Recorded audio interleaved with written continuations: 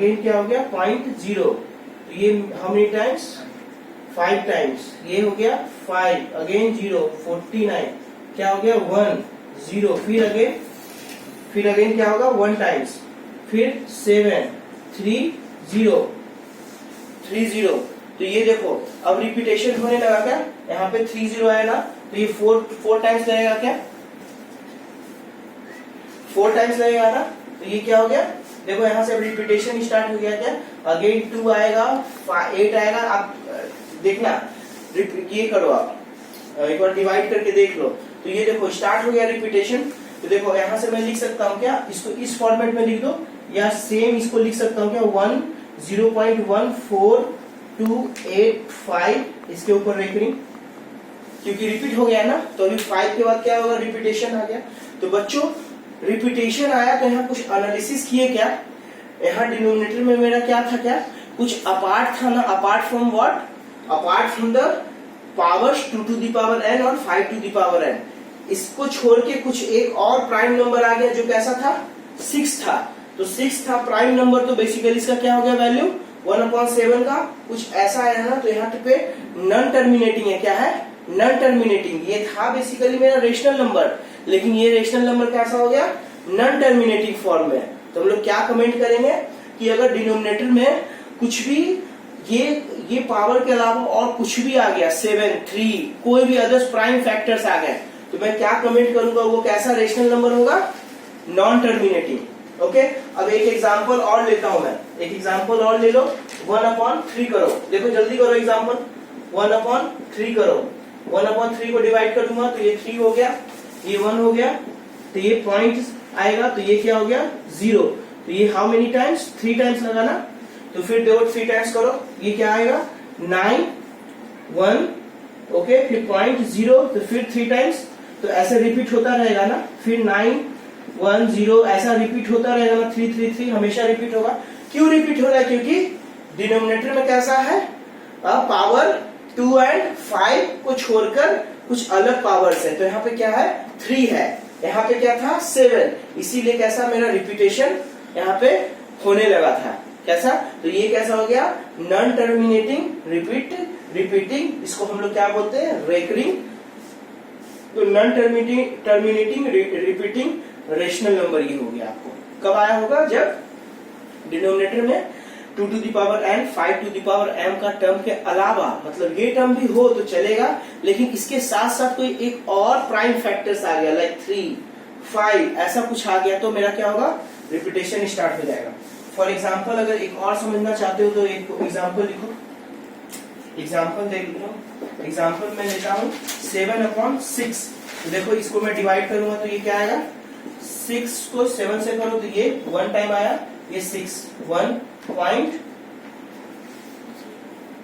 Time, तो ये क्या आया 6 4, तो पॉइंट आया 0, तो ये कितना टाइम में आएगा 36 6 टाइम में आया, ये कितना है 4 0, तो देखो 1.66 अब रिपीटेशन स्टार्ट हो गया।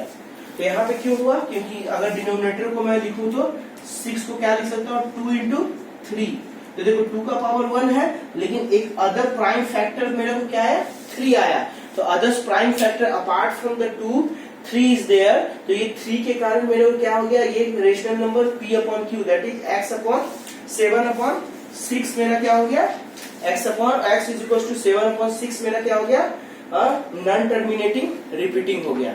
ओके ठीक बच्चों, तो ये अब आपका थ्योरम कंप्लीट हुआ। अब है ना 2-4 क्वेश्चंस में अच्छे क्वेश्चंस एक्स्ट्रा बुक से भी लूंगा, और बेसिक्स रियल नंबर्स के पैटर्न का कुछ क्वेश्चंस है उसको मैं देखूंगा, और आप है ना आपका एक एक्सरसाइज 1.4 है, देखो क्वेश्चन नंबर 1 में क्या कह रहा है, देखो विदाउट एक्चुअल परफॉर्मिंग, क्या है क्वेश्चन लिखो जल्दी, without actual performing actually performing the long division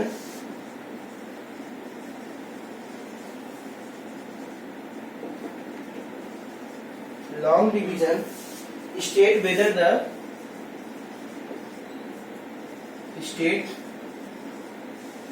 the following rational number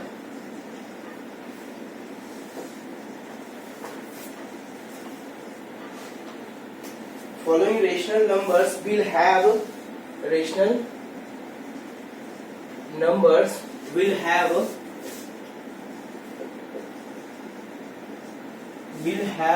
a terminating decimal expansion. Will have a terminating decimal expansion or a decimal expansion or a non-terminating repeating decimal expression. Non-terminating repeating decimal expansion.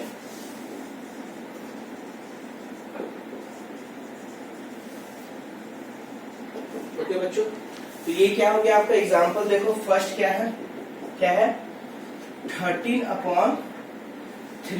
1 2 5। तो without मेरे को ना performing long division, अभी divide नहीं करना है, तो मैं किस पे फोकस करूंगा, किसको करूंगा, डिनोमिनेटर को लूंगा। तो डिनोमिनेटर को मैं फैक्टराइज किया, देखो फैक्टराइज किया तो ये 5 टाइम्स आएगा ना, 4 5 टाइम्स आया तो ये क्या है 6, ये 2 5, अगेन 5 टाइम्स 1 2 5, फिर अगेन 5 टाइम्स, तो ये क्या हो गया 25, ये अगेन 5 टाइम्स, तो ये क्या हो गया। तो मैं डिनोमिनेटर को क्या लिख सकता हूँ 13/5 तो ये देखो डिनोमिनेटर किसका टर्म है, ओनली 5 का है। तो ये कैसा हो जाएगा, टर्मिनेटिंग रेशनल नंबर हो गया। ये समझ में आ रहा है ना।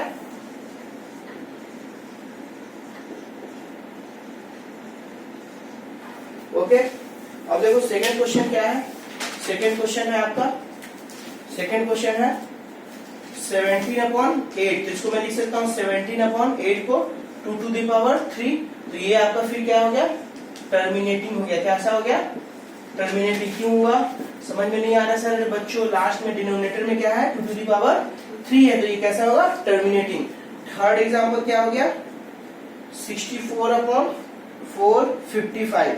455 को डिवाइड करो, 455 का फैक्टराइजेशन करो, तो ये क्या है, ऐसा है। तो ये हाउ मेनी टाइम्स, 5 टाइम्स लगेगा क्या 9 1, ये कितना टाइम्स 7 टाइम्स, ये 30। तो बच्चों डिनोमिनेटर को मैं क्या लिखूंगा 5 into 7 into 30। तो ये 64/5 into 7 into 13। तो ये देखो 5 के अलावा और भी क्या आ रहा है मेरा, और भी टर्म्स आ रहा है ना, प्राइम फैक्टर। तो ये कैसा हो जाएगा 64/455 कैसा होगा, non terminating decimal, non terminating rational number. Okay, फिर सिमिलरली मैं थर्ड तक कर दिया, आप ना 4th 5th 6th 7th 8th 9th up to the 10th questions है। फर्स्ट में आप उसको देखो, ठीक। ओके, मैं इसको रब करता हूँ। अब सेकंड क्वेश्चन क्या कह रहा है ना कि जो टर्मिनेटिंग वैल्यू आ रहा है, मतलब पहला एग्जांपल जो फर्स्ट आपका टर्मिनेटिंग आया, सेकंड टर्मिनेटिंग, तो उसका डेसिमल एक्सपेंशन पूछ रहा है। खुद से करना वो बिल्कुल इजी है, देखना एग्जांपल्स में मैं कैसे करवाया हूँ इन द सेंस पीछे थ्योरी में, वो आप देखना। ओके, अब थर्ड क्वेश्चन आपका एक्सरसाइज आपका 1.4 का क्वेश्चन नंबर थर्ड है। क्वेश्चन नंबर थर्ड में क्या दिया हुआ है, the following real number have a the following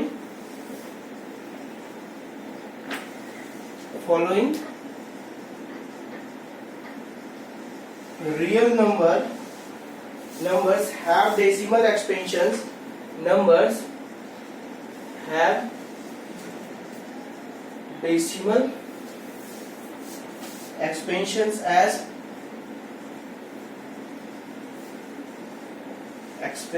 as given below.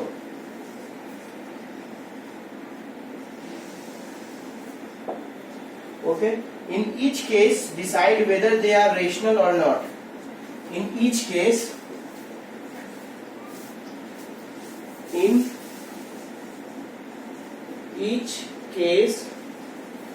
decide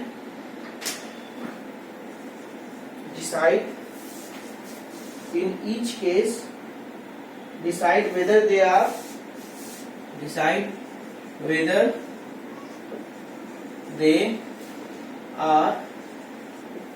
rational or not. If they are rational in the form of P by Q, what can you say about the prime factors of Q? फिर next है, if they are rational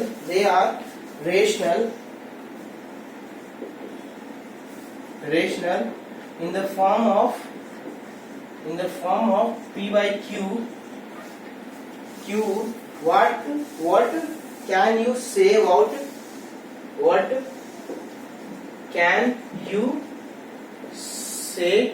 about prime factors of Q? Say about prime factors of Q. Okay बच्चों, अब देखो ये आपका क्या है, question है, ठीक। तो अब इसके अंदर क्या है, फर्स्ट नंबर है 43.12, 3, 4, 5, 6, 7, 8, 9। देखो बच्चों ये कैसा है, रेशनल नंबर है ना, क्या कह रहा है, real numbers have decimal expansion as given below. तो ये ऐसा कुछ फॉर्मेट में दिया हुआ है ना, तो ये कैसा हो गया आपका, यहाँ पे आके आपको टर्मिनेट हो गया। जब ये यहाँ पे आपका टर्मिनेशन हो गया तो इसको मैं क्या बोलूंगा, ये कैसा है, रेशनल नंबर है। कैसा है, रेशनल नंबर। वो भी कैसा रेशनल नंबर है, टर्मिनेटेड। कैसा है,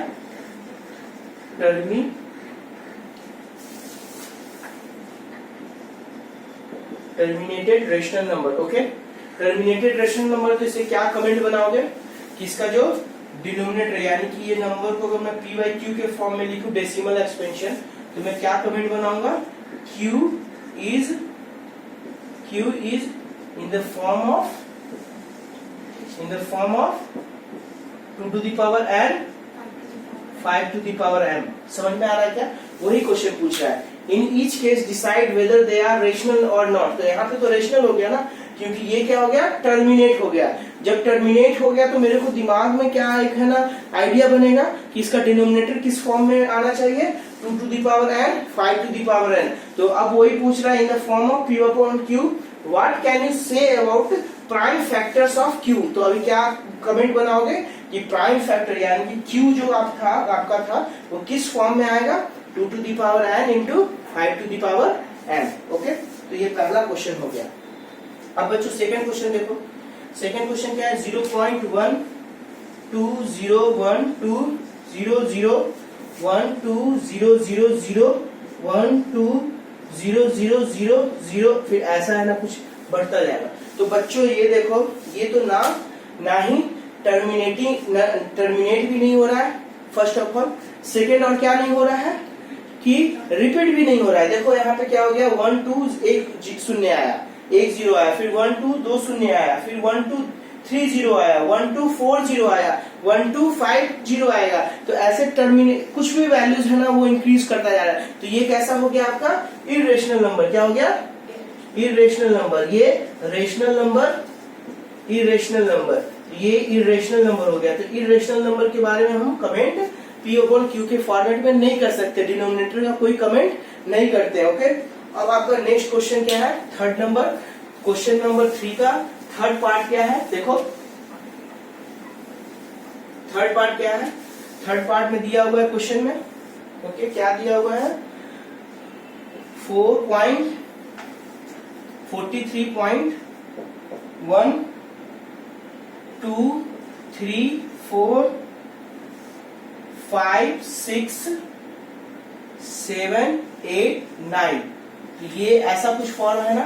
तो ये देखो क्या आप कहोगे, यहाँ पे 9 पे जाके फिर रिपीट होगा, तो अभी क्या आएगा, 1 2 3 4 5 6 7 8 फिर 9, ऐसे रिपीट हो रहा है ना। तो रिपीटेशन होता है, तो ये कैसा होता है, non terminating rational number, non terminating rational number. इसको हम लोग और क्या बोलते हैं, recurring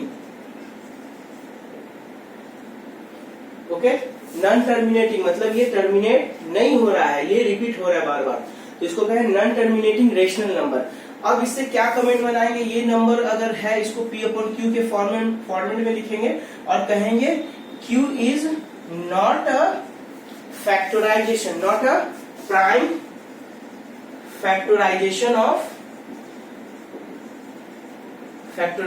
of 2 to the power n 5 to the power m, okay, यानी कि prime factorisation 2 to the power n into 5 to the power n का ओनली नहीं है, Q is not only prime factorization of 2 to the power n into 5 to the power n, यानी कि बच्चों ये दो प्राइम फैक्टर्स के अलावा 2 और 5 के अलावा और भी कुछ मेरा फैक्टर्स होगा, लाइक 3 हो गया या 7 हो गया, कुछ और वैल्यूज होंगे, ओके।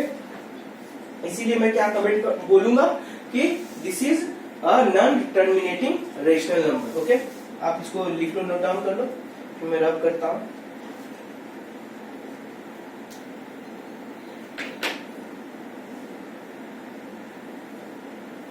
अब बच्चों एक दो क्वेश्चन एक्स्ट्रा क्वेश्चंस ले रहा हूँ, अच्छे हैं, बुक्स के हैं, दो क्वेश्चन करवा देता हूँ, डिवीजन रियल नंबर से है, नंबर सिस्टम से, ठीक, तो मैं करवा देता हूँ आपका इसी में। नेक्स्ट क्वेश्चन देखो क्या है, क्वेश्चन क्या है, क्वेश्चन है एक्स्ट्रा क्वेश्चन है, कुछ अलग बुक्स के हैं, क्या है, if n is a natural number, if n is a natural number, then 2 to the power then 9 to the power 2n minus 4 to the power 2n is always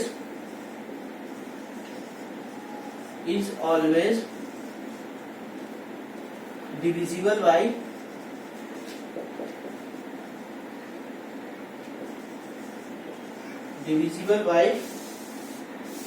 option से A 5, B 13, C both A and B, फिर D है neither, none of these, okay. तो ये कैसे questions करोगे solve बताओ। देखो क्या दिया हुआ है, पहले डिवाइड करना है मेरे को, यानी कि सॉल्यूशन को कैसे बनाऊंगा। देखो बच्चों दिया हुआ है 9 to the power 2n minus 4 to the power 2n, okay. अब ये बोल रहा है कि देखना है, चेक करना है मेरे को ऑप्शंस में कि ये है ना किससे किससे डिविजिबल है, यानी कि 5 से है कि 13 से है, ये दोनों में वैल्यू में किससे किससे ये डिवाइड होता है, ओके, चेक करना है। तो ये चेक करना है, और फिर क्या इसमें दिया हुआ है 9 to the power 2n and minus 4 to the power 2n question है, और बोल रहा है n belongs to, n is a natural number. बच्चों एक चीज बस देखो, आपका है ना बिल्कुल थ्योरी है ना, हायर स्टडी वाला नहीं करूंगा, बिल्कुल आपका जो बेसिक स्ट्रेंथ है उस लेवल पे जाऊं।